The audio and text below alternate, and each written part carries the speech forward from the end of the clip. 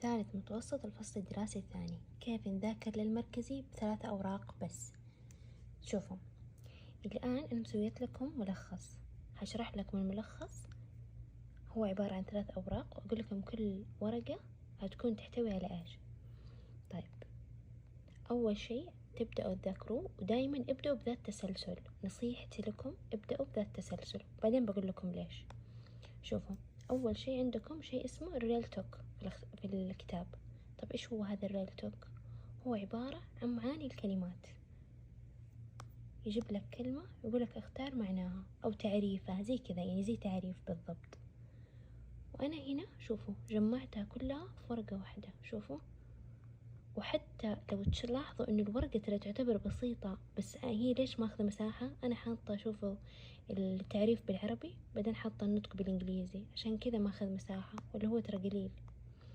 طيب، خلصنا المعاني، واللي مو عارف هي وين موجود بالضبط المعاني هي هذا البوكس الأزرق اللي يجي كذا في الكتاب.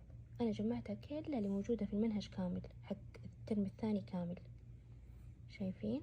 هي هذه البوكس مكتوب ريل توك. بعد ما تخلص هذه الورقة تذاكرها بالكامل وتفهمها كويس، الآن هتيجيك ورقة في الملخص. إيش هذه الورقة؟ هذه اختبار للكلام اللي فوق. يعني شوف، مثلا هنا عندك السؤال الأول وحطالك 4 اختيارات عليه. بعد ما تذاكر هذه تيجي تختبر نفسك في هذه الورقة.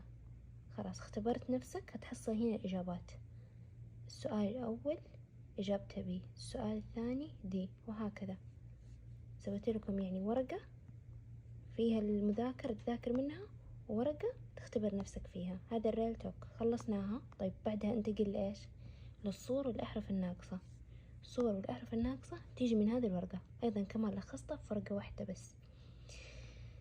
شوفوا، نفس الشيء، كل كلمة حطالك النطق حقها وحطالك معناها بالعربي كذا. شايفين؟ عشان كذا المساحة، ولا صدقوني الورق جدا قليل والمعلومات جدا قليلة مرة، معطتكم زبدة الكلام.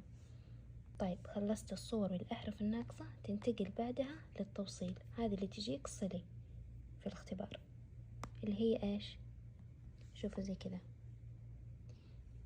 يجيب لك الكلمة مثلا هذه، وحطت لك كمان نطقها وحاطة المعنى. طيب، إذا شفت هذه الكلمة مثلا أوصلها بهذه، هكذا هذه أوصلها بهذه. حطالك كل كلمة بإيش توصلها، وحطالك النطق بالإنجليزي وحطالك بالعربي. ونفس الشيء التوصيل عبارة عن صفحة واحدة فقط، وما في أي شيء محذوف. ليش يبلى صفحة؟ حرفيا ذاكر بذكاء، مو تذاكر معلومات سرد. هذا هو المذاكرة بذكاء، ولا فقرة انحذفت من الكتاب بس. وبعد كذا يبقى لكم الجرامر. الجرامر بإذن الله كمان هيكون بجزء لحال، هينشرح بجزء لحال. بس صدقوني ذاكروا بذا الترتيب، ريل توك، بعدين صور وأحرف ناقصة، بعدين توصيل، وخلوا الجرامر آخر شيء. ليه؟ لأنه الجرامر يستخدموا بعض المصطلحات اللي موجودة هنا. أنت لازم تكون مذاكر مصطلحات الكتاب بعدين تبدأ في القواعد. وبس كذا موفقين يا ثالث، الله يوفقكم يا رب. أنا حاولت أساعدكم قدر المستطاع باللي أقدر عليه، وأي سؤال أنا موجودة بإذن الله معاكم.